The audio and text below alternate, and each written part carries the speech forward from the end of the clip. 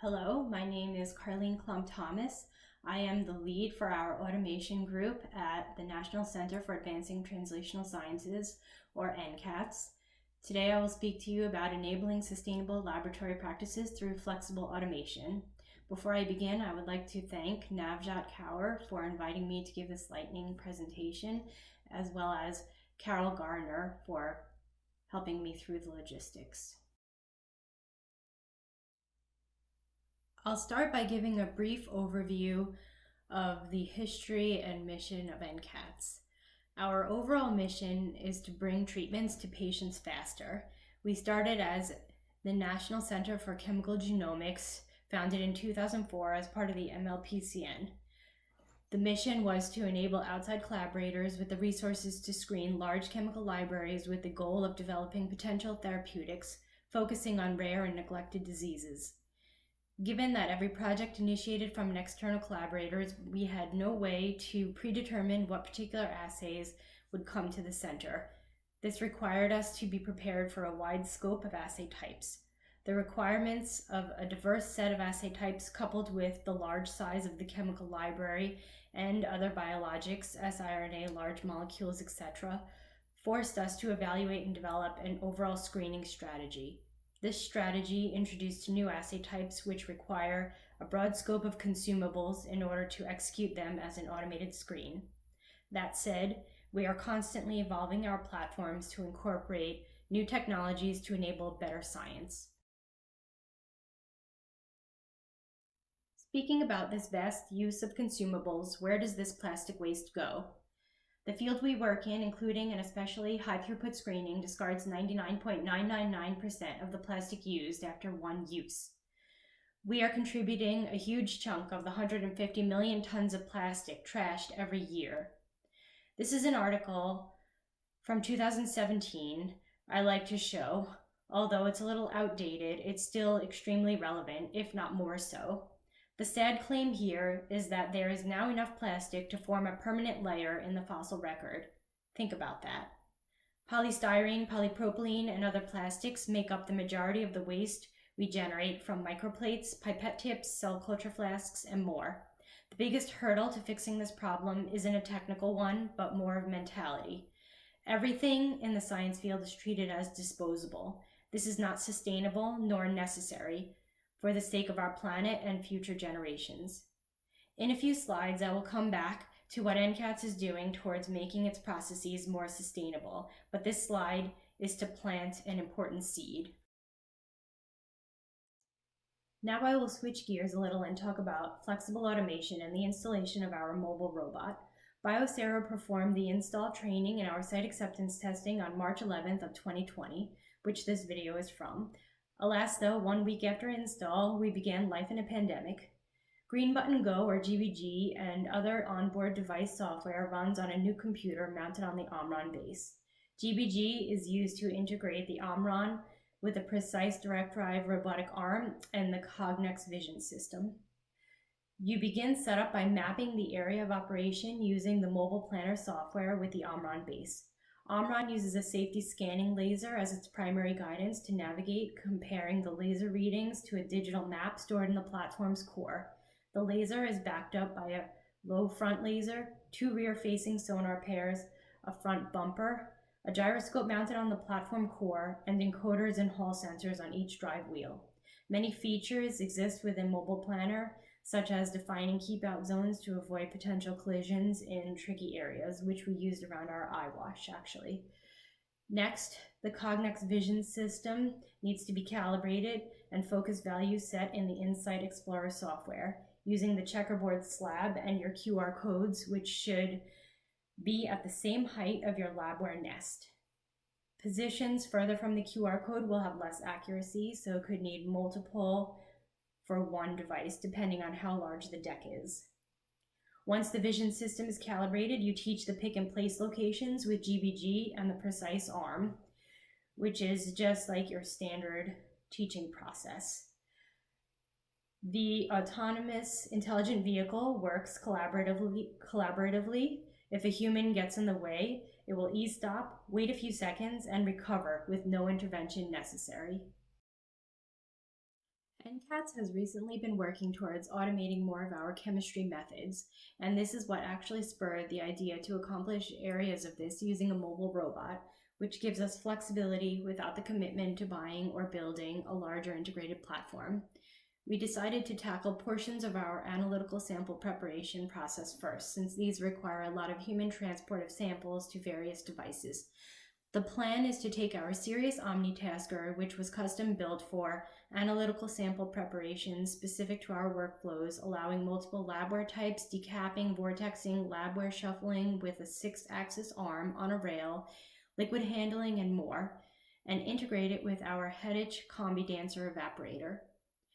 In this case, we will use our in-house Fujifilm walk automation scheduling software, which is event-driven and robust, to integrate with GBG operating our mobile robot.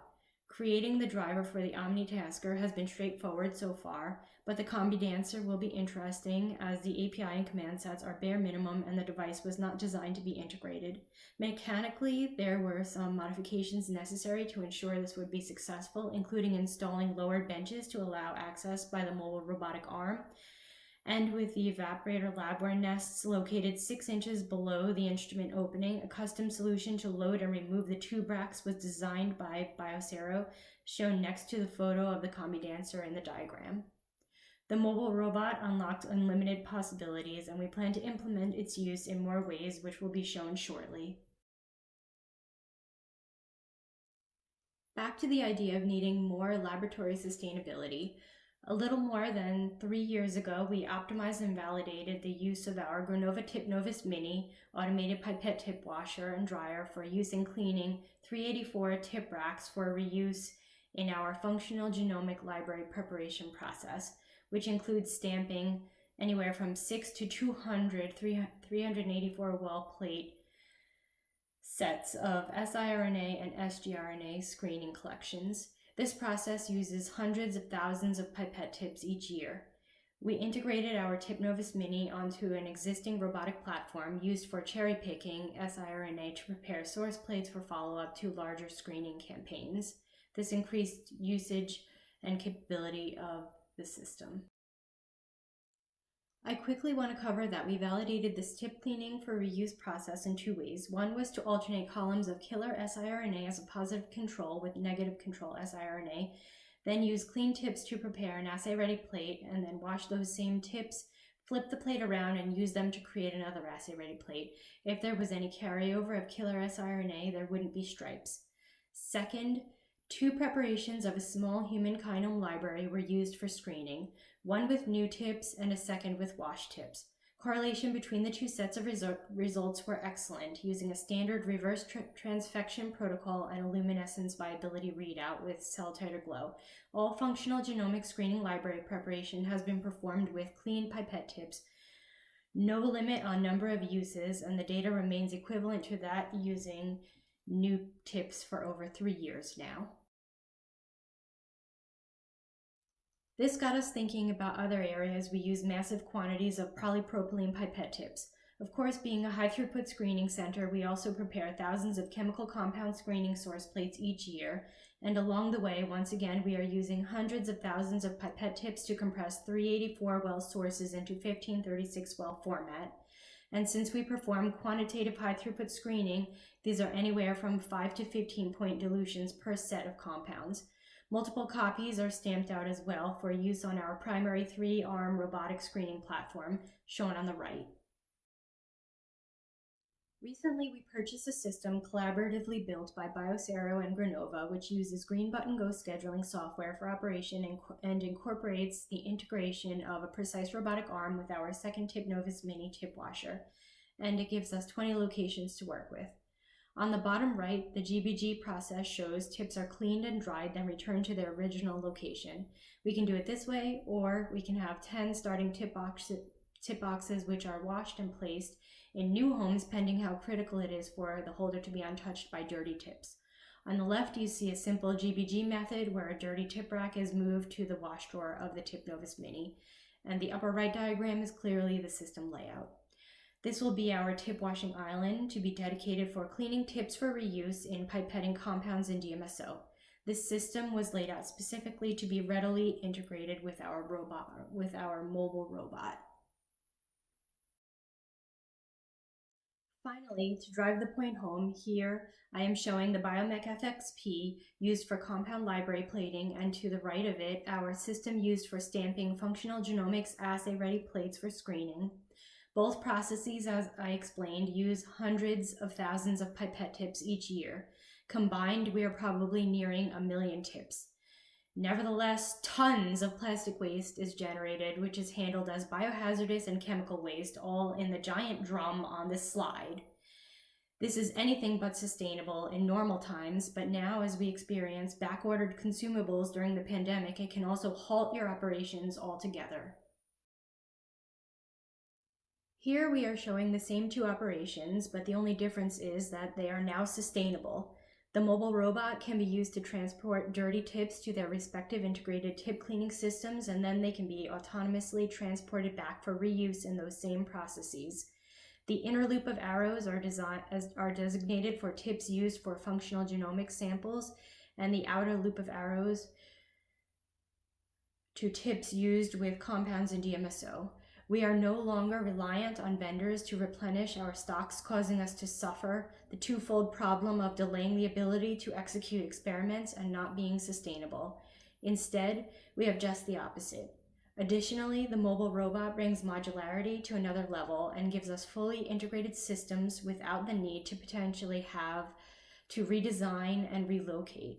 We can now link systems that previously would have been very challenging or difficult to do so. Here we achieve laboratory sustainability enabled by flexible automation. As always, all of the work shown here was a huge team effort across automation, compound management, chemistry, biology, purchasing, and more. You can see my cat Mushu is contemplating all the ways he can use autonomous intelligent vehicles, or at least how he can hitch a ride on them to get more treats. With that, thank you very much for listening.